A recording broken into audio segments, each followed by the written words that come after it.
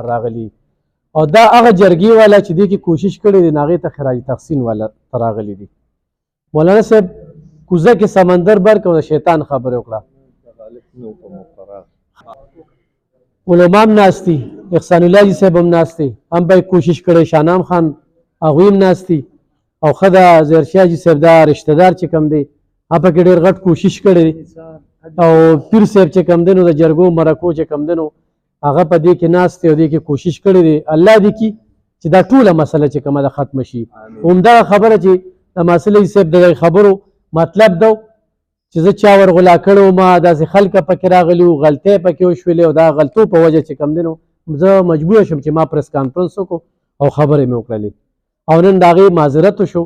موږ د پښتانه چې کوم دی نو بس موږ وایو چې مولانا صاحب ډېر ښکلې خبرې وکړه وي د جرمونو د دغه چې کوم دی نو میاندې چې کوم دی هغه درې دی کې یو تکبر دی.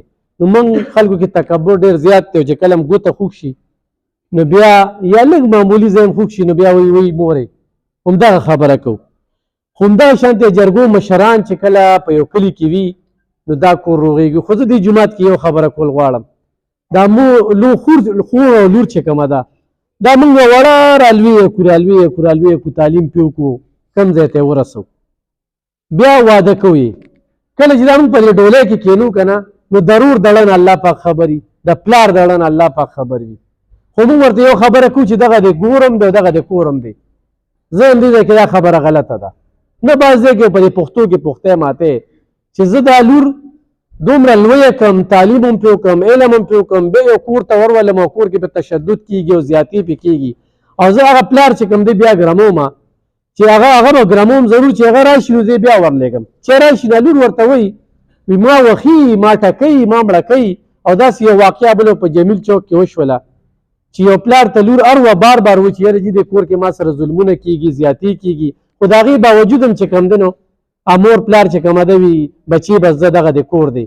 د شپې 12 بجې پلار ته کال کوي چې بابا ما ته د خلکو دغه ټیک نه دی او ته راشه او ورته وي بچې به سار به درشم چې سار یې نو کور والا وایي هغې خو ځان پانسي کړی دی نو ځان یې نو پانسي کړی دغه کور والا پانسي کړی و. خو هغه لور پلار ته وي نو زه د دې جرم چې کوم دی دغه پلار ګڼم او دغه مور ګڼم چې موږ ورته وي دغه د ګورم دی او دغه د کورم دی. په بعض ځای کې په پښتو کې به پختۍ ماتو چې په دې کې دا ظلمونه زیاتې کېږي.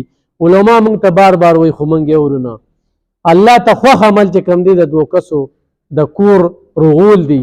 نو نن زه ظاهرشاه جي صاحب له ماسل صاحب له دوی له مبارکي ورکوم او خراج تحسین والا چې کوم دی دغه جرګې مشران دي چې چا په دې کې دا کوشش کړی دی دا اصلي خلک دي چې دوی چې کوم دی نو دا کړی. جهانګیر خان هم راغی نو زه مبارکي در کوم او الله پاک هم دې ستاسو دا ورورولي دا دغه شانتې قایم وساتي. احسان الله جي صاحب هم ډېره زیاته مننه چې کوشش کوي په دې علاقه کې. خو دا یو خبره کوم چې د الله په کور کې د پښتون وي دا ژبه وي ژبه نو دا ژبه چې کومه ده که نه اوس خو دا ژبه ته شوې ده نو کله یو خوا تاویږي او کله بل خوا تاویږي او په جومات کې د الله په کتاب باندې هم خبرو کو بیا ته چې کوم دلته نو چې چا هم د دغې روایت چې کوم دی ماتې کړی دی توړی پکې راوستی دی نو نه روس ښه ده او نه آخرت ښه دی. نو د دې مشرانو چې دا کومه دغه وکړله دوی له به عزت ورکړو دوی له به قدر ورکړو دا دواړه په خیر الله پاک دې ستاسو کور چې کوم دی دغه شانتې ودان ساتي.